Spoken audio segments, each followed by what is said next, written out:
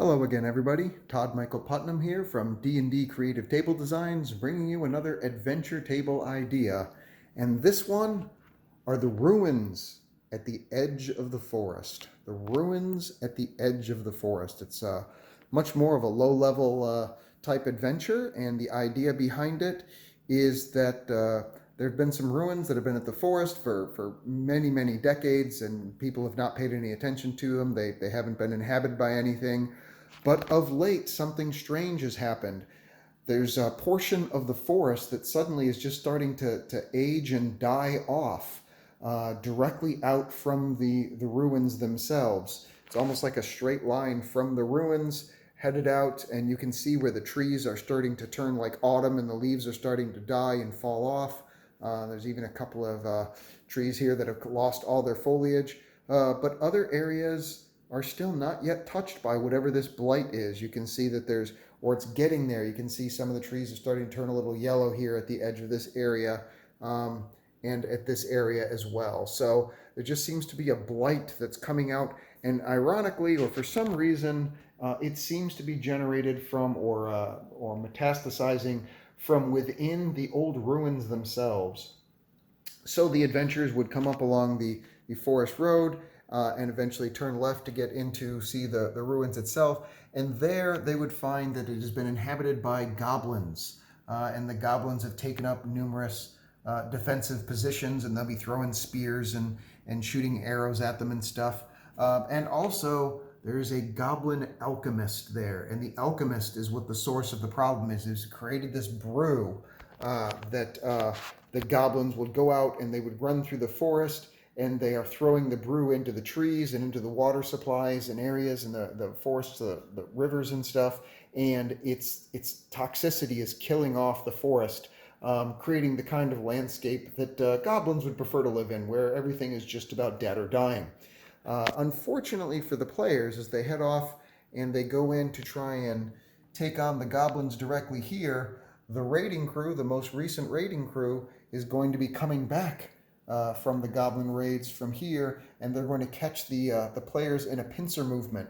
And so while they're up against the walls fighting the goblins in a somewhat superior height position here, they're going to be attacked from behind, and they're going to have to circle up and defend themselves from all sides, including from above, as there are some goblins who have taken up elevated positions. So once they defeat them all, then they go in, and of course they find the alchemy kit that's there and would be able to destroy that, and eventually the forest would be able to heal itself, and they would be rewarded by the local druids who would appreciate the nature's balance being brought back to center, and everything returning to its normal cycle instead of dying off in the middle of summer. So that's it. That's the idea behind the ruins at the edge of the forest. The trees are all Monster Fight Club trees. I've said this before. They only come in like green, orange, and I think pink and blue. But I've also painted some up. I have some painted up that are a darker orange color and a yellowish color, and that adds some variety. Same thing with the bushes. They are coming out in their latest Kickstarter, which has not shipped yet, or is somewhere caught off the coast of San Diego or something. They are going to have autumn-based shrubbery and stuff, but I didn't wait for that. I just bought some of the green ones and just had them repainted up to take care of it that way. And of course, these are their rocks that they have. I really highly recommend these things. They're great. They actually have good places to stand. You can put minis on them, and you can put them together to create larger rock formations to some extent. So they're pretty useful as well. So that's all from Monster Fight Club. The mat itself I got off of Amazon. I think it was called like Forest Road or something like that.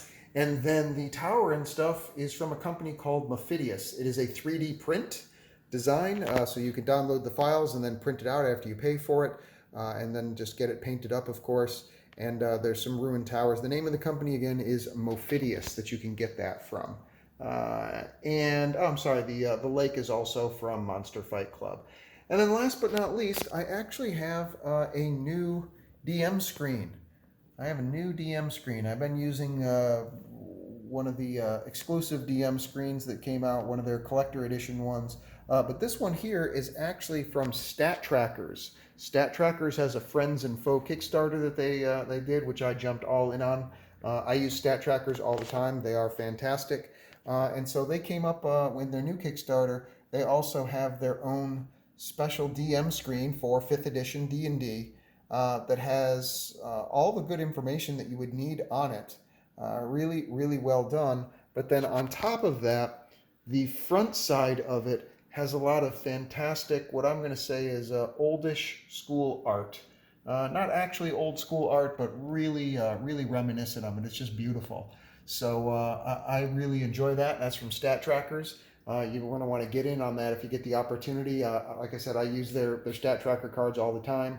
The whole purpose behind them is now I don't have to flip through my monster manual. I just pull out the cards that I need for each encounter, and I have it ready to rock and roll. So highly recommend them as part of necessary tools for when you're DMing. So that's it. That is the ruins at the edge of the forest. Hope you enjoyed it. Please like and subscribe if you enjoy the content, and leave a comment below. Let me know what you think about it, and I will see you again next adventure. Take care.